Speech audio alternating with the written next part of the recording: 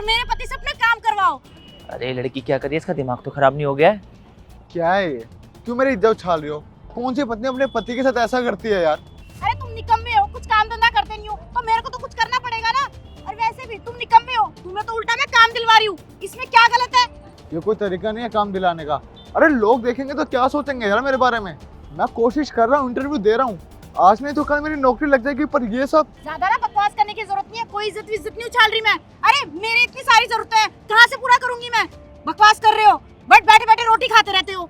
ये तुम बिल्कुल ठीक नहीं कर रही हो शीतल। जहाँ बकवास करने की जरूरत नहीं है, कुछ गलत नहीं है, मैं जो कर रही हूँ ना मुझे करने दो। ये शीतल ना बिल्कुल भी ठीक नहीं कर रही अपने पति के साथ। कैसे समझाऊं मैं इसे? 500 रुपए दो और मेरे पति से काम करवाओ। 500 रुपए दो और मेरे पति। अरे ये क्या कर रही हैं आप अपने पति का सौदा कर रही हैं, वो भी सिर्फ 500 रुपए में। एक्चुअली क्या है ना, मेरे पति को काम नहीं मिल रहा कहीं पे, तो मुझे कुछ और सूझा ही नहीं, इसलिए मैंने ये सब किया। आप एक काम करो ना, मेरे पति को अपने घर ले जाओ, आपको जो काम करवाना है करवा लो, बस शाम को टाइम पे घर भेज देना। 500 रुपए दे दो मुझे। पर ये कोई तरीका थोड़ी ना है काम दिलाने का, ये तो आप अपने पति का अपमान कर रही हो। अरे आप ये कैसी बातें कर रहे हो? आपको क्या पता कि हम घर का गुजारा कैसे कर रहे हैं? और वैसे भी आप ज्यादा मत बोलिए, आपको काम करवाना है तो बताइए। ऐसी बात नहीं होगी कि नौकरी ढूंढ नहीं रहे होंगे। दरअसल बात तो ये है कि आपको सब्र ही नहीं है। अच्छा भाई साहब, क्वालिफिकेशन क्या है आपकी? तो मैं इंजीनियरिंग कर चुका हूँ और डेली जॉब के लिए धक्के खा रहा हूँ इधर उधर, पर मेरी नौकरी नहीं लग रही। तो मेरी पत्नी ने ये तरीका ढूंढा है मेरी नौकरी लगवाने का। तो फिर आप ये सब कुछ क्यों कर रहे हैं? सिर्फ इसकी खुशी के लिए, ताकि इसे ये पता चल सके कि इसकी खुशी के लिए मैं कुछ भी कर सकता हूँ। कोई बात नहीं, मैं आपको काम दूंगा। और हाँ, अगर आप मेहनती हुए और आपका काम मुझे अच्छा लगा तो मैं आपकी ज़िंदगी बदल दूंगा। मैंने ले आ रहा हूँ, चलो भाई साहब। नहीं, पहले 500 रुपए दो। हाँ दे रहा हूँ।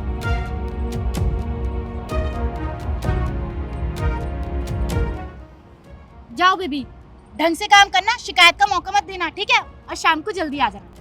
जाओ।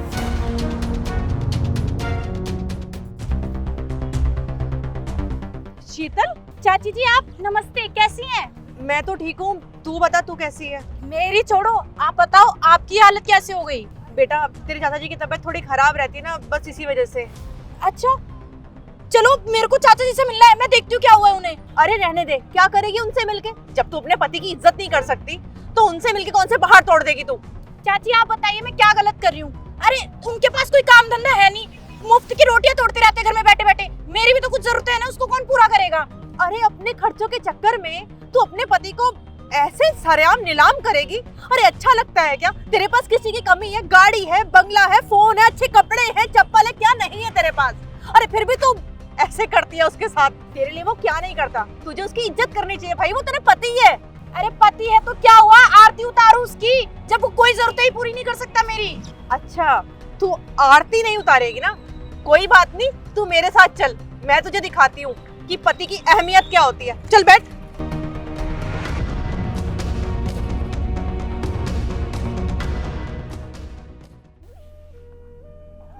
लीजिए सर, आपकी प्रॉब्लम सॉल्व हो गई। अरे वाह, तुमने तो चुटकियों में प्रॉब्लम सॉल्व कर दी। Great. Thank you so much sir. एक बात समझ में नहीं आई, तुम इतने टैलेंटेड हो लेकिन अभी तक तुम्हारी नौकरी नहीं लगी। सर क्या करूं, मौका मिलेगा तभी तो टैलेंट दिखा पाऊंगा। इंटरव्यू के धक्के बहुत खाए पर कभी मौका नहीं मिला। काबिलियत है तुम्हें और मैं तुम्हारी इस काबिलियत को अवसर देना चाहता हूँ। तुम चाहो तो हमारी कंपनी में जॉब कर सकते हो। क्या सर आप सच कह रहे हैं? हाँ मैं सच कह रहा हूँ, और तुम्हारी काबिलियत के हिसाब से मैं तुम्हें अपनी कंपनी में एक अच्छी पोस्ट दूंगा। सर अगर आप बुरा ना माने तो आपसे एक बात पूछूं? हाँ पूछो। सर आप मुझे 500 रुपये में लेकर आए, मतलब आपने अपना नुकसान कराया, और नुकसान कराने के बाद आप मेरे को जॉब पे लेकर आए हो, ऐसा क्यों? और सर आपने मुझे जॉब भी दे दी, इसमें आपका क्या फ़ायदा? नुकसान कुछ भी नहीं है, मैं एक बिजनेसमैन हूँ और हर एक रुपया सोच समझ के इन्वेस्ट करता हूँ। तुमने जो काम करके दिखाया है एक काबिल एम्प्लॉय कर सकता है, और वैसे भी इसमें मेरा बहुत ज़्यादा इंपॉर्टेंट डाटा है जो तुमने रिकवर कर दिया है।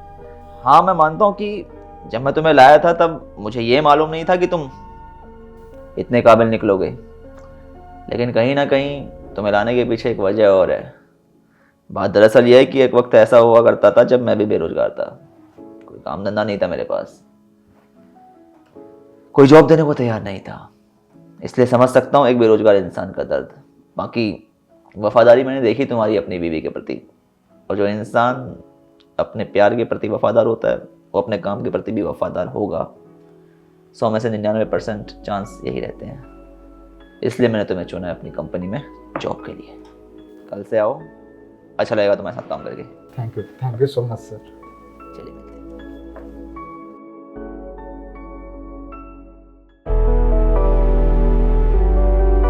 चाचा जी, ये क्या हो गया आपको?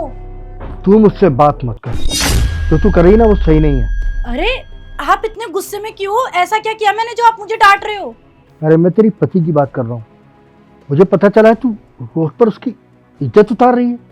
चाचा जी आप ही बताइए फिर मैं क्या करूं?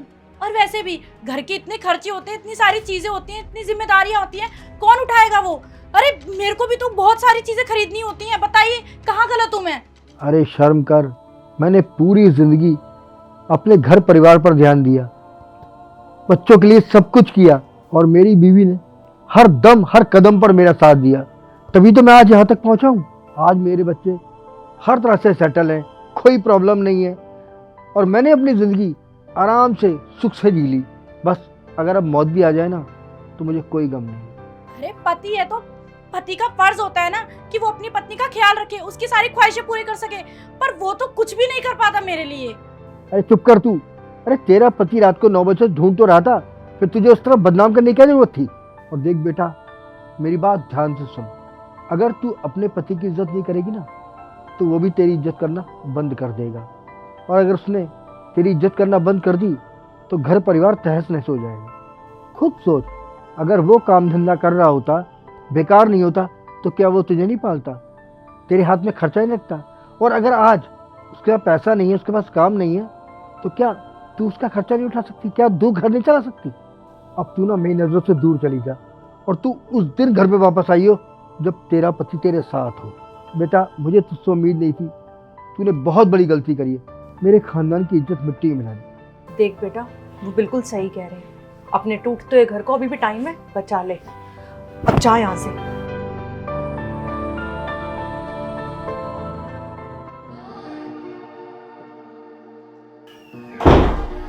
आ गए तुम? हाँ, मुझे तुमसे कुछ बात करनी है। अब लेकिन पहले मुझे आपसे एक ज़रूरी बात करनी है। हाँ बताओ ना। Sumit, I am really sorry, please मुझे माफ़ कर दो। मैंने आपके साथ बहुत गलत बर्ताव किया है, मैं उसके लिए आपसे माफ़ी मांगना चाहती हूँ। क्या है ना, आज मैं चाचा जी के घर पे गई थी। चाचा जी बहुत बीमार हैं और वो मुझसे गुस्सा थे। उन्होंने मुझे समझाया कि मैं कितनी गलत हूँ और पति का कभी अपमान नहीं करना चाहिए। और मैंने तो आपकी कितनी इंसल्ट की है, वो भी भरे बाजार। देखिए, अब आप चाहे मुझे सुख में रखें या दुख में रखें, मैं हमेशा आपके साथ रहूँगी, मैं आपसे वादा करती हूँ। अब उस चीज़ की नौबत नहीं आएगी, पता है क्यों? क्योंकि मेरी नौकरी लग चुकी है। क्या आपकी नौकरी लग गई? ये तो बहुत अच्छी बात है। हाँ सच, मेरी नौकरी लग चुकी है। लेकिन सुमित, मैं अपनी गलती के लिए ना बहुत शर्मिंदा हूँ। मुझे आपके साथ ना ऐसे बिहेव नहीं करना चाहिए था। प्लीज़ मुझे माफ़ कर दो। अरे सॉरी वॉरी छोड़ो ना यार, एक्चुअली ना मेरे सर में बहुत दर्द हो रहा है। अगर तुम्हें कोई प्रॉब्लम नहीं है तो कॉफ़ी बना दो मेरे लिए। अरे तुम कॉफ़ी बोल रहे हो? मैंने तो तुम्हारे लिए ऑलरेडी बना रखी है, तुम बस बैठो, मैं अभी लेकर आती हूँ।